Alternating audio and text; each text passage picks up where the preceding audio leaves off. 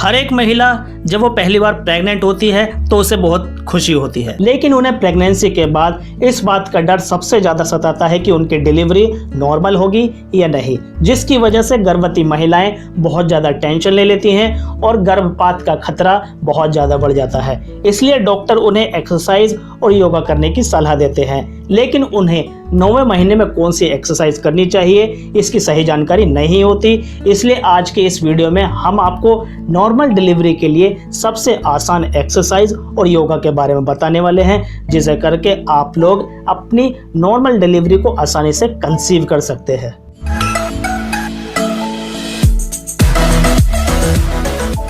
Normal delivery के लिए squat exercise. सबसे पहले स्क्वाट करने के लिए आप सीधे खड़े हो जाएं, फिर दोनों हाथों को आगे की तरफ सीधा कर लें, छाती बाहर की ओर निकली होनी चाहिए। अब धीरे धीरे नीचे जाएं और फिर ऊपर आएं। यह काम लगातार करना चाहिए। सांस को ऊपर आते हुए छोड़ना चाहिए। पहले 10 से 15 दंड बैठक लगाएं, फिर धीरे धीरे इसे रोज बढ़ाते जाएं। दंड बैठक लगाते समय हमारे घुटने हमारे पैरों के पंजों से बाहर नहीं आने चाहिए। ये होता है स्क्वाट करने का सही तरीका। गर्भावस्था में स्क्वाट एक्सरसाइज आपके निचले शरीर के लिए बहुत ही अच्छी होती है। नियमित रूप से स्क्वाट एक्सरसाइज करने से आपके लेबर टाइम को बहुत ही ज़्यादा फायदा मिलता है और लेबर टाइम कम हो जाता है। नॉर्मल डिलीवरी के लिए clamshell exercise. Clamshell exercise करने का तरीका। क्लेम शेल एक्सरसाइज को सबसे पहले चटाई पर पैर मोड़ते हुए एक तरफ करवट लेकर लेट जाएं। अपना एक हाथ सिर के नीचे और दूसरा अपने हिप्स तक सीधा रखते हुए एड़ियों को एक के ऊपर एक रख ले। एड़ियों को एक साथ सटाकर रखें और जितना हो सके घुटनों के बीच से पैर खोलने की कोशिश करें। अब प्राइमरी स्टेज में वापस आने के लिए 1-2 सेकंड आराम करें और फिर अपनी पहली अवस्था में वापस आ जाएं। इस प्रक्रिया को 5 से 7 बार दोहराएं और ये एक्सरसाइज कंप्लीट हो जाएगी। इस एक्सरसाइज को करने से भी आप महिलाओं को नॉर्मल डिलीवरी करने में बहुत ही ज़्यादा आसानी होगी, क्योंकि इसे करने से आपके कूल्हे की मांसपेशियां मजबूत होती है और इससे आपको लेबर पेन में भी बहुत ज़्यादा राहत मिलेगी। नॉर्मल डिलीवरी के लिए ब्रिज एक्सरसाइज। ब्रिज एक्सरसाइज करने का तरीका। ब्रिज एक्सरसाइज करने के लिए सबसे पहले आप जमीन पर पैर मोड़ लें और लेट जाएं। अपने दोनों हथेलियों को हिप्स के नीचे रखें। इसके बाद अपने सिर और कूल्हों को फर्श से टिकाते हुए कूल्हे और शरीर के ऊपरी हिस्से को ऊपर उठाएं। कम से कम 2 सेकंड के लिए इसी अवस्था में रहें और फिर शरीर को नीचे लेकर आएं। हर रोज दिन में 1 बार ये एक्सरसाइज करें और कम से कम 5 बार इस अवस्था को दोहराएं।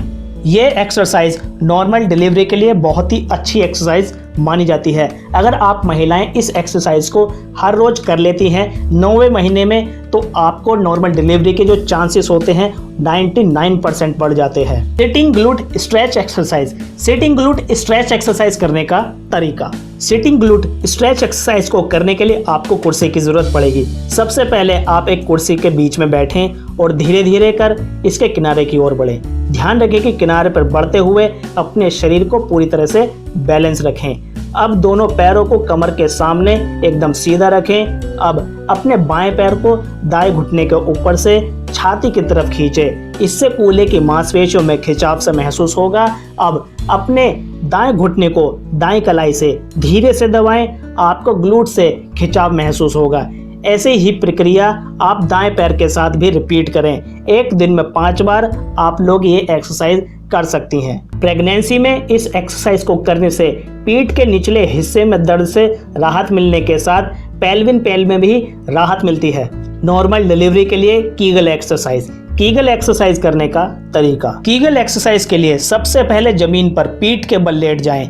अब घुटनों को मोड़ते हुए पंजों को एक दूसरे से थोड़ी दूरी पर रखें। अब वजाइनल और एनल मसल्स को इस तरह से सिकोड़ें जैसे यूरिन रोकते हैं। लगभग 5 सेकंड तक इसी पोजीशन में रहें और फिर धीरे धीरे वापस इसी अवस्था में आ जाएं। इस एक्सरसाइज को आप दिन में कभी भी 2 से 3 बार कर सकती हैं और इस प्रक्रिया को 8 से 15 बार दोहरा सकती हैं। इस एक्सरसाइज को करने से पेल्विक फ्लोर मसल्स को बहुत ही ज़्यादा मजबूती मिलती है, जिसकी वजह से आपको बहुत ही ज़्यादा फायदा मिलता है गर्भावस्था के दौरान और डिलीवरी के दौरान।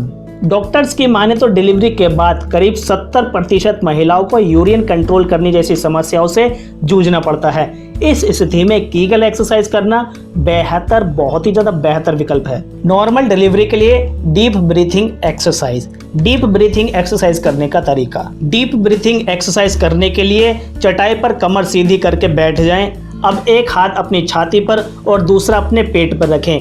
अपनी आंखें बंद करें और धीरे धीरे सांस लें। अब धीरे धीरे सांस छोड़ें। इस प्रक्रिया को हर दिन 24 से 32 बार दोहराएं। कोशिश करें कि सांस नाक से लें और मुंह से छोड़ें।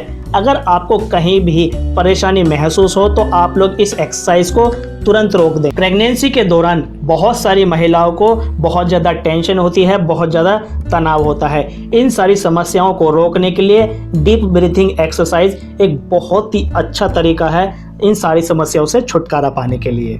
अब बात करते हैं सबसे ज़्यादा ध्यान में रखने वाली बातों की। गर्भावस्था के दौरान कब नहीं करनी चाहिए एक्सरसाइज।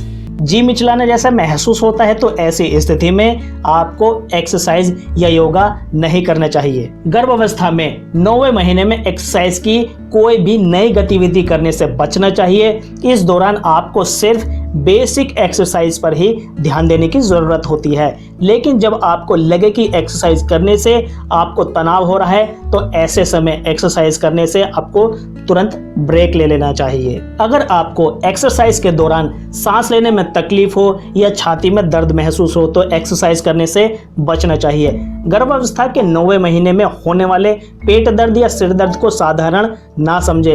अगर ऐसे में कुछ लक्षण दिख रहे हैं तो तुरंत एक्सरसाइज करना बंद कर देना चाहिए। अगर आपके वर्कआउट के कारण आपकी लाइफस्टाइल जैसे कि डाइट या अच्छी नींद ना आने की समस्या हो रही है तो आप लोगों को एक्सरसाइज नहीं करनी चाहिए। अगर आप स्काइंग, ट्रैकिंग, हाइकिंग जैसी एक्टिविटीज़ करती हैं तो गर्भावस्था के 9वें महीने में ये सभी एक्टिविटीज़ आपके और आपके बच्चे के लिए बहुत ही ज़्यादा परेशानी कर सकती है। इसलिए इन सभी एक्टिविटीज़ को करने से भी आपको बचना चाहिए। अगर पहले कभी किसी महिला का मिसकैरेज हुआ है तो रेगुलर एक्सरसाइज करने से आपको बचना चाहिए। आपको रेगुलर एक्सरसाइज नहीं करना चाहिए। एक दिन छोड़ के आप महिलाएं एक्सरसाइज कर सकती हैं। अगर आपकी पहली डिलीवरी समय से पहले हुई हो तो ज़्यादा व्यायाम या ज़्यादा एक्सरसाइज नहीं करनी चाहिए।